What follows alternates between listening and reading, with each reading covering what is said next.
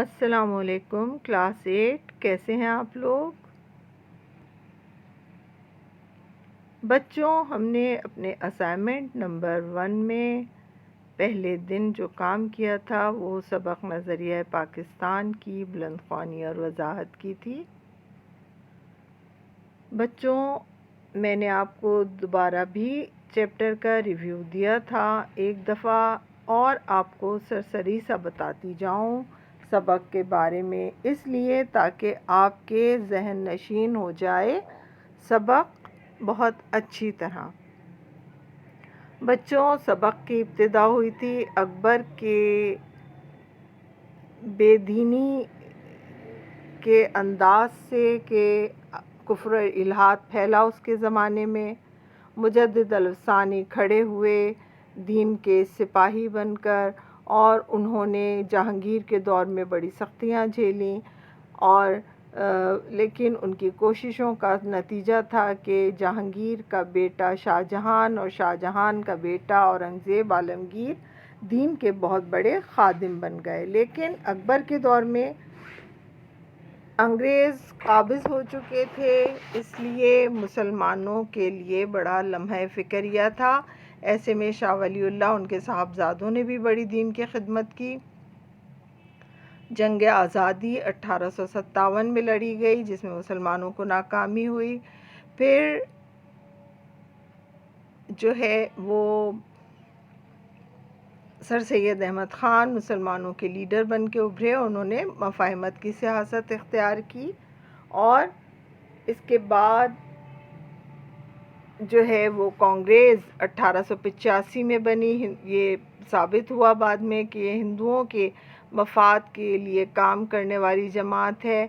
سر سید کے کہنے کے مطابق مسلمانوں نے اس جماعت سے کنارہ کشی اختیار کی، اور 1906 میں مسلم لیگ نامی مسلمانوں کی سیاسی جماعت بنی، جنہوں نے مسلمانوں کے حقوق کا تحفظ کیا۔ اور اس کے بعد مسلم لیگ کی کوششوں سے 1930 کے خطبہ الہ آباد میں پاکستان بنانے کی تجویز پیش کی گئی، جسے اکثریت نے قبول کیا، اور اس کے بعد 1940 کو لاہور کے منٹو پارک میں 23 مارچ کو ایک شاندار اجلاس ہوا، جس میں یہ طے پایا کہ پاکستان اب بن جانا چاہیے۔ اعلان پاکستان ہوا، اور اس کے بعد پھر قائد اعظم محمد علی جناح اور ان کے ساتھیوں کی کوششوں سے قیام پاکستان عمل میں آیا۔ اور پاکستان بنانے کا مقصد کیا تھا، یعنی نظریہ کیا تھا کہ ہمیں ایک ایسی زمین کا ٹکڑا چاہیے جہاں پر ہم اسلامی اصولوں کے مطابق زندگی گزار سکیں۔ اسی لیے پاکستان کو بچوں ایک نظریاتی مملکت کہا جاتا ہے کہ وہ ایک نظریے کی بنیاد پہ وجود میں آئی ہے۔ اور بچوں، آج بھی اگر ہم اسی نظریہ پاکستان پہ عمل کریں گے تبھی ہم پاکستان کو ترقی اور خوشحالی سے ہمکنار کر سکتے ہیں۔ اگر ہم نے نظریہ پاکستان کو پس پشت ڈالا، اسے اختیار نہیں کیا، اس پر کام نہیں کیا، تو پھر پاکستان بنانے کا مقصد فوت ہو جائے گا، اور پھر ہم پاکستان کی خوشحالی کے لیے کام نہیں کر سکیں گے۔ بچوں، یہ ایک سرسری سا جائزہ تھا آپ کے سبق نظریہ پاکستان کا۔ اب ہم نے ڈے 2 کے اسائنمنٹ میں اس کے الفاظ معنی کرے تھے اس سبق کے،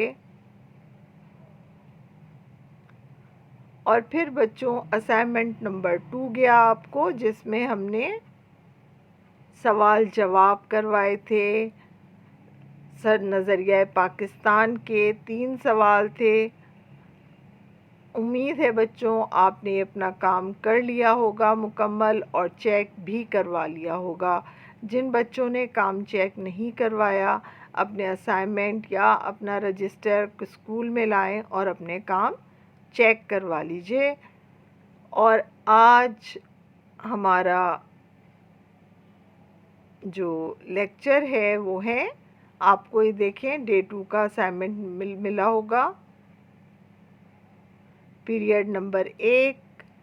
اس میں آپ کے پاس آئے ہیں کثیر الانتخابی سوالات، سبق نظریہ پاکستان کے۔ بچوں، آپ لوگوں کو معلوم ہے کثیر الانتخابی سوالات کیا ہوتے ہیں۔ آپ کو ایک جملے کے 4 یا 3 ممکنہ جوابات دیے جاتے ہیں، جس میں سے آپ کو صحیح جواب کا انتخاب کرنا ہوتا ہے۔ تو آئیے بچوں، میں آپ کو یہ آپ کا اسائنمنٹ کا کام کرنا سکھاتی ہوں۔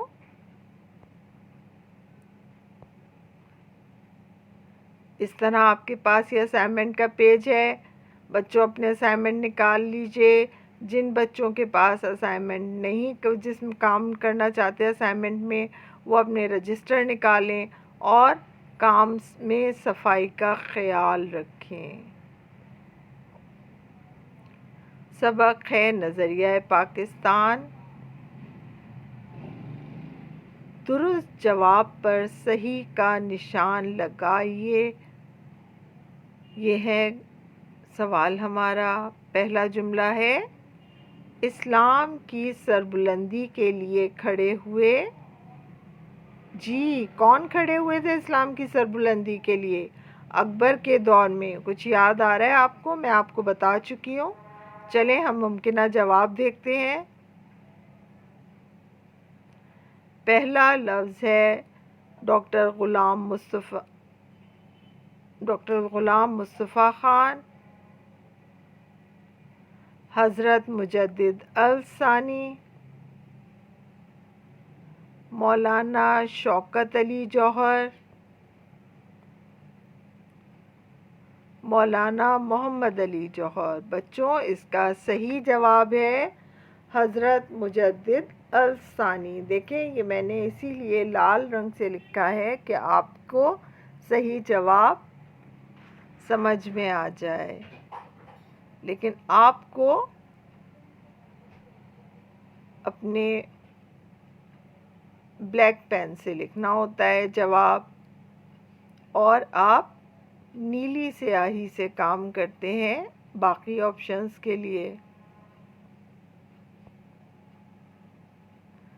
جملہ نمبر 2 ہے ہمارا، ہندوؤں نے اردو زبان کے مقابلے میں قائم کی۔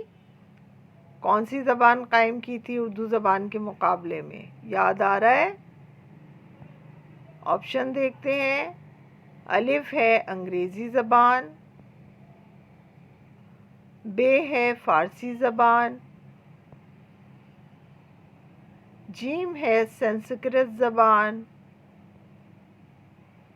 اور دال ہے ہندی زبان۔ اصل لفظ کیا ہے؟ اصل جواب جی، ہندی زبان ہمارا اصل جواب ہے۔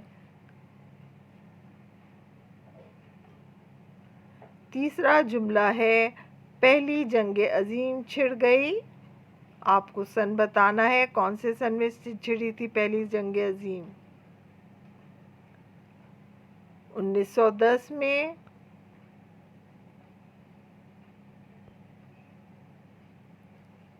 1911 میں، 1912 میں، 1903 میں۔ صحیح جواب ہے 1911 میں۔